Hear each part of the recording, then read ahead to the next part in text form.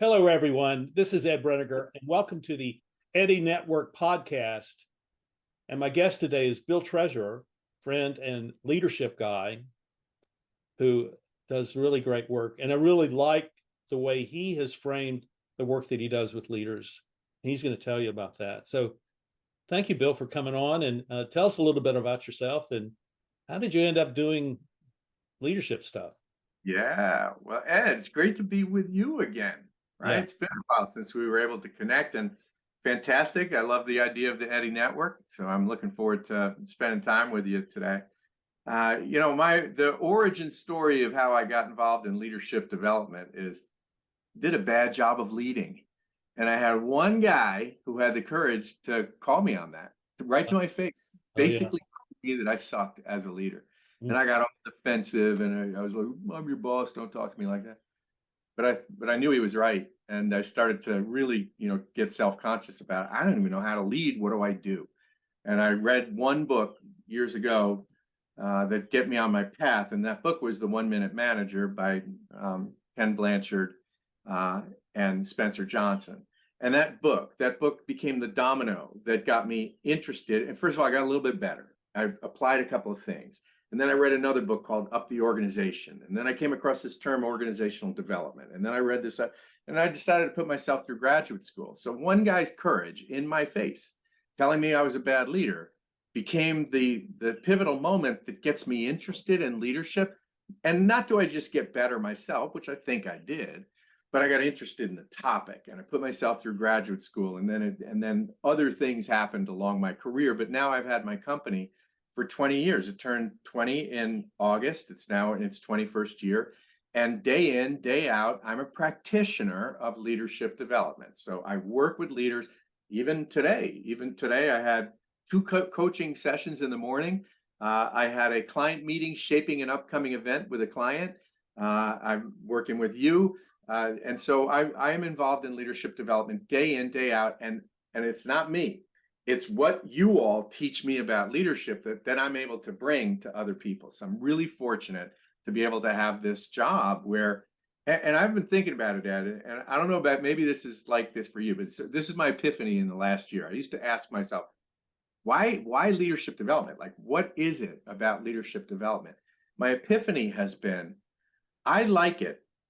It is enlightened self-interest. I become a better human being Yeah. in working with people on leadership development. It holds me accountable to the standards that we talk about, the character that we talk about, the ethical scaffolding that we talk about, the pitfalls that we talk about. It makes me a better human in working in the field and practice of leadership development. So I hope that it makes a positive impact on the people I work with, but it definitely makes a positive impact on me. Well, I see that, and I see it on LinkedIn and Facebook. I see it all these places where you are sharing what you're doing and showing how you're doing it. And everything you've already said. That's enough for today. Thank you, Bill, for being here. No, let's go. No, it really is. I think what people need to understand is that it really is that. It's really that simple, but it's also that hard. I mean, it's also that hard because we have to kind of face up to the reality of who we are, and you did that. I do that, and it's not something to brag about. It's something to be very humble about. But so uh, so frame for us a little bit about how you go about this, and what are the sort of the tools or the ideas that you use on a regular basis with your clients. Right. So it's different depending on it. Is it an individual that I'm working with? Is it a company that I'm working with? So scale becomes important to the equation. At the individual level, and even if I'm doing something at scale, like we have some leadership development programs that are 2 years in length, and we meet 12 times for leadership summits, talking about leadership concepts that are really important, like culture and teaming and Hmm. motivation and self-knowledge, and courage is a whole leadership summit day. So we have these big at scale events. And then even within those programs, we like to make sure that, a group will go through the group event, but even as a participant, a cohort in there, you got to have the individual focus. And so we do a lot of executive coaching. Like I mentioned, I did a couple of coaching sessions today, working with the individual. clearly we want that person to understand what their strengths are. We call it their sunshine, right? Like where's the place where you actually lose track of time because you're in such creative flow and you're in such positive energy that you've lost a sense of time because you're really into it, what you're doing. Your strength place, right? And then it's not that we want them to be conscious of their weaknesses per se, but the overuse of their strength. We call it sunshine and shadows. We want to know what happens when you overuse that strength. What Yeah. happens when it starts to have diminishing returns? So my example for this is, you know, in my own life now, just because of the work that I get to do, occasionally I get to be on a stage in front of people doing speaking events. And now that I'm 60 years old and I've done it probably over 1,000 times, I'm not bad at it. If I claim it, I think I'm pretty good at it. But when I have to start drawing attention to myself, because I like being on the stage and I like the center of attention and I like making the joke and make people laugh, when I have to draw the attention to me, now what has been a strength starts to cast a shadow, right? And it starts to have its own conceit to it. So we want our people, whoever we're working with at an individual level, to be aware of what's the sunshine. Let's talk about it. Great. And when you overuse that sunshine, what is the shadow that it casts? So individually.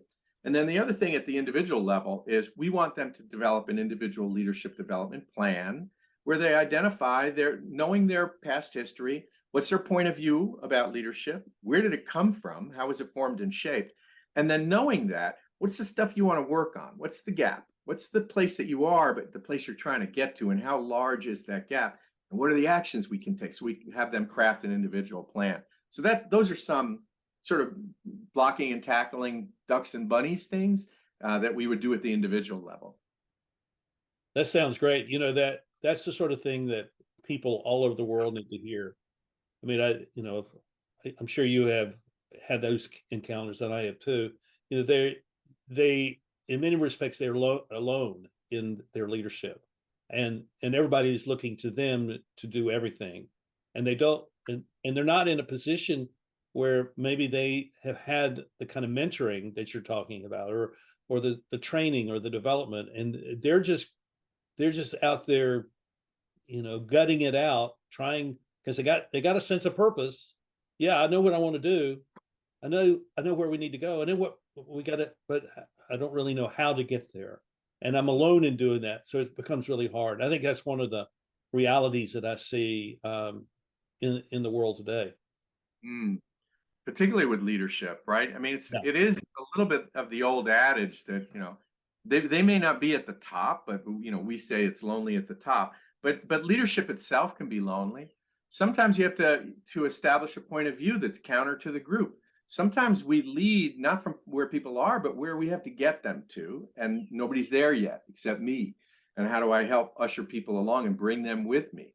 And even if I'm right about this great place, if I haven't figured out how to bring people to get to that place, maybe because I'm obnoxious, maybe because it's all about me, maybe it's because I haven't considered my own ego, then I'm not gonna get people there. So it can be lonely, and you've got to be able to withstand some degree of. If you can convert it to aloneness and not loneliness, then you're probably on the right path, and people will eventually get there with you. Will you flesh out that comparison between loneliness and aloneness? Would you flesh that out a little bit? Yeah, I'll speak from my own personal life experience. There was a period of time where I had to be in successive overlapping relationships to get validation from other people that I was okay, right? Until something like a schism happens in my life. This moment, I'm 31 years old, and suddenly I'm utterly alone. The only person I'm with is me, and I don't like my own company. And I avert my eyes. The mirror check, the mirror check is amazing, right? Like if I don't like who's looking back at the mirror for Yeah. me, and I'm trying to avoid that person's company, something's not right. And the truth was something wasn't right with me. I was the common denominator in some life wreckage that I had made. So now I'm into the depth experience, right? I'm into the cinders, and I'm having to eat the cinders. And now I am coming to face with, all right, that person in the mirror, I don't like them. And yet the reality is I have to spend my entire life with that person. Every single breath I'm going to take is going to be with that person. And I feel lonely because nobody can save me from this encounter. and now I got to work through it. And some of that might be through counseling, some of it might be through mentoring, some of it might be through books, some of it might be through journaling. In my case, I went on 11 silent retreats and I got into therapy. I also got into a 12-step program. And all of those things at 31, I mean, that year was everything. It was my bottom, and it became everything that became important to me later on. And started that when you take the long arc of that story, and I apologize for being winded, right? But it Oh, no, seems it's great. that when I get to the other side of it, the thing became, I'm comfortable in my own skin. I am comfortable being able to look at my own eyes. I like who I am, and I can be an advocate for myself and set boundaries and not have to be narcissistic in terms of looking at that mirror and falling into it. But I can be kind to that person who's looking back at me. And I think, and when you get to that place, so, that first year when I was living alone because of the decimations that I had caused in my life was lonely. I just wanted to go and try to fill it with other things. But by the end of the 5th year, I relished the opportunity to be able to spend time alone with myself and not have to be around other people. So aloneness, I think it's a high compliment when you can say that person, they're comfortable with who they are. They're comfortable in their own skin. They are their own person. That to me is a high compliment. Are you an extrovert? Can you tell? I am, and I am naturally. And that experience at 31, it was the first time in my life I couldn't extrovert my way out of the situation. I was wondering about that. I was forced into introversion. And if you're Jungian, you understand that, he talked about Carl Jung, the great Carl Jung, the amputation of you. There, some level of yourself has to be pared back, like you would prune a tree. And some of my extroversion had to be pruned, and some of my introversion had to be honored. Hence the silent retreats. A compliment that I received from my wife. We're married 22 years, and maybe about 10 years ago, I said, "What's something about me that you didn't fully appreciate when we got married?" She said, "I always thought you were an extrovert when we got married, but as time has gone on, I realized there's a lot of introversion in you. You need a lot of your time alone." And I valued that she said that, because it made me feel more whole than I used to be. Yeah, I think that's, I was, as you were telling your story, I was thinking, what was that moment like, that moment when you turned that corner and all of a sudden you see something very different, and a place that you want to go that's different than where you've been, the path you're on, you're turning a corner, or you're walking through, cross a threshold into a new room. That sort of moment of transition, I think, is really key. And I think a lot of people get trapped by feeling like they have to manufacture or create that transition, when the transition is always there waiting for them just to kind of accept it, receive it, and walk through it and walk with it. Yeah. I mean, this to me, it's a little bit, the work of the great Joseph Campbell, right? Like it's the hero's journey. And everybody, if they allow themselves to walk through this experience, sometimes, I don't want to get all frou-frou or woo-woo, but the idea of divine providence, right, is Yeah. like take the situation that's right in front of you and trusting that whatever that situation has, that it probably has something for you. And instead of resisting it or running away from it and being counter to it and creating abrasion with it, saying, well, let me move into it and see where it's taking me. And certain discovery, and it takes courage and vulnerability and exposure. You don't know what the next step is, but you start putting your foot there in the dark, and hey, by golly, there is actually a floor there, and I'm going to take the next one too. And before you know it, you have gotten through an experience that you needed to get through if you were going to be more fully human in this world. Yeah. It's, I do think that I think of Luke Skywalker, right? The hero's journey, when walks into the cave and he's going to be fighting the big villain, and the villain takes its mask off, and it's Luke Skywalker. Like, we have to confront ourselves at some point. And too many people run away from it because it's a painful experience, takes courage, it's vulnerable, but it's so necessary, I think, to make a person comfortable in their own skin with the person they're going to have to spend their whole life with. Yeah, I totally agree with you, and but at the same time, it doesn't stop there. So I mean, we've been talking about the person, the individual as the leader, and that process, that transition they have to go through. So what do they do when they need to build a team around themselves or with themselves?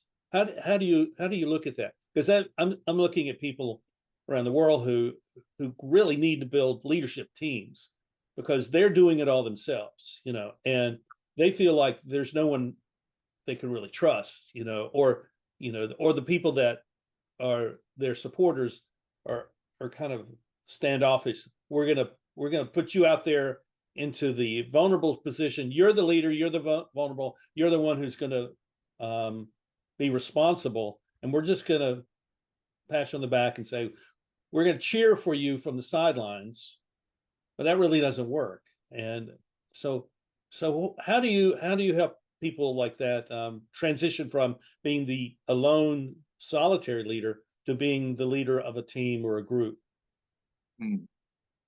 Yeah, what comes up for me are a couple of things. One is, I'm a great admirer of Dr. Stephen Covey and the 7 Habits of Highly Effective People. But people forget that he wrote a book after that called The 8th Habit. And the 8th habit was find your voice and help others find their voice. Yeah. And that means part of your job as a leader is to pay attention to the people that are working around you and with you, and that you helping them find their own strengths, have the courage to do uncomfortable things so that they grow in their skills. Your job as a leader is to help that person become more valuable to themselves and to the company. And when they all become more valuable, the company becomes more valuable. So it's paying attention and the one-on-one time, the development time with your people. That's one thing. The other thing is the difference between the word to and with. And it's such a big difference. Sometimes we as leaders feel like we have to have all the answers, and we're going to tell these people what they need to do to get to that place. Here's what you need to do. And when you need an answer, you come to me and I'll give you the answer and I'm going to direct you. And that's really burdensome. It puts the weight on the leader to have all the answers. And also people tend to resist that because most of us don't like to be told what to do. I don't like to be told what to do. I'll do it. But it's way better, instead of telling people what to do, instead of doing things to them, do things with them, do things with them, right? Like, so it's coming together. Instead of saying, here's the vision that I think is so good for you all to come to, it's like, let's talk together. What is this place that we can create together? People love to co-create, and you as a leader will bring people along if they're creating the vision with you. You can have a solid sense of what the vision needs to be, but involving them, giving them a voice in the process of shaping it, and certainly figuring out the path to getting there, that instead of doing it to them, doing it with them. Co-creation is really exciting and it motivates people. Yeah, I had a project years ago where new CEO had come into this company, and he was following a CEO team that was very controlling, and no one got to make any decisions. And he showed up. He didn't say anything about his plans for the first 4 months. He just hung out, and he went and met with people, got to know them by their first name, got to know about their families. Those that did the hard labor out in the field. He would take them breakfast, things like that.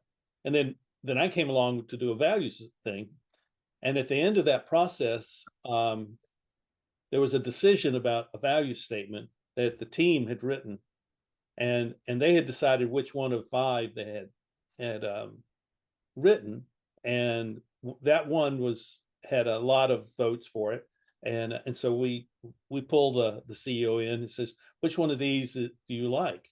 And he chose the one that they liked, and it was a magical moment, a visceral moment of emotion, where this group of people realized that we're going to be okay.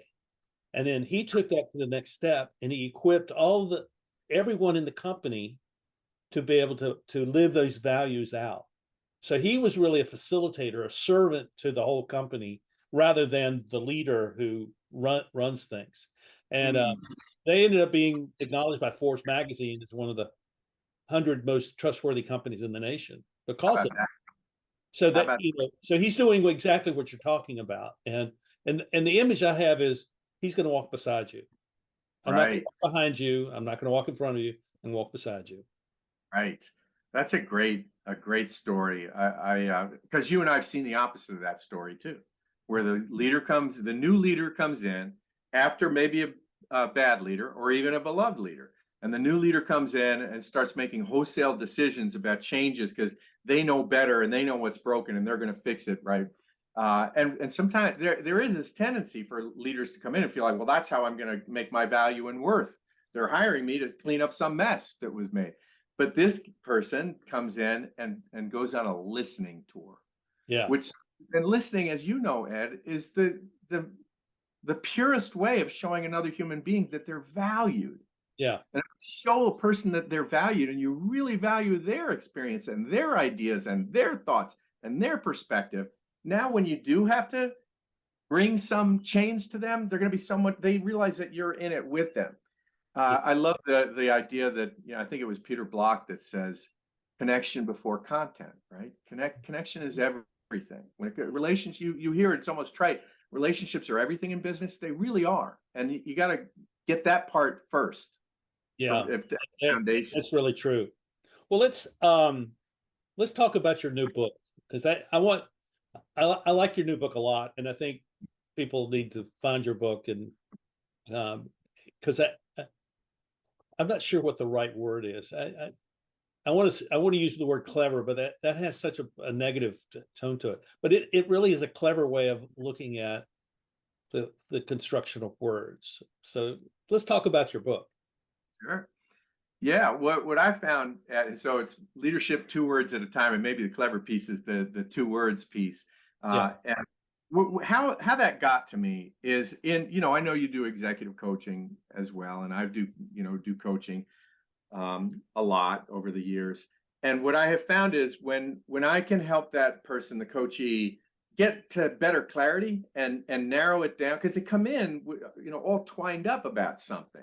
You remember baseball, you take the leather off and you got all that twine that's all twined up. A lot of our brains are like that. We got the chattering monkeys jumping from branch to branch, and we're all upset about something. When you have a coachee, if you can help sort of dissipate some of the mental chatter and decompress it. And one of the ways that I would do that is to say, wow, that sounds really frustrating, the thing you're dealing with. If you could just sort of narrow it down in the fewest amount of words, what is the central thing that you need to do facing this situation? The fewer the words they gave me, the more likely they were to actually do the thing that they would just tell me.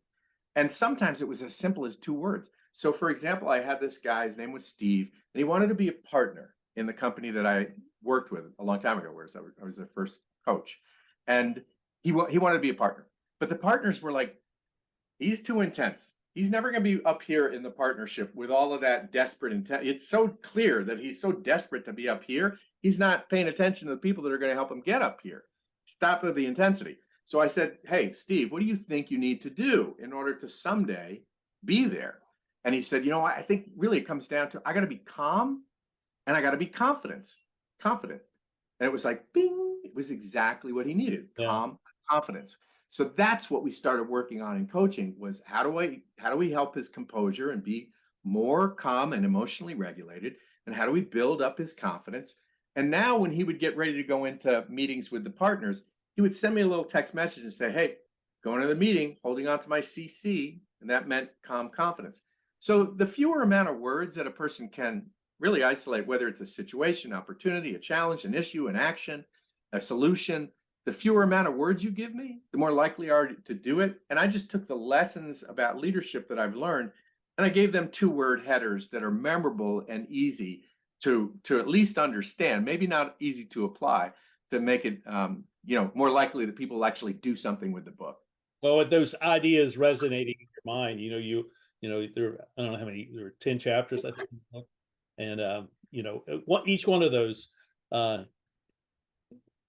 has a resonance that, if we allow it to sit in our brain, kind of, we'll pick up on it. We'll see something. We'll see a pattern in someone else's speech, or we'll see something in a show on TV or in a movie, or read something in a magazine or something, and bang, there it is, and it keeps showing up. It keeps showing up, and that's really helpful.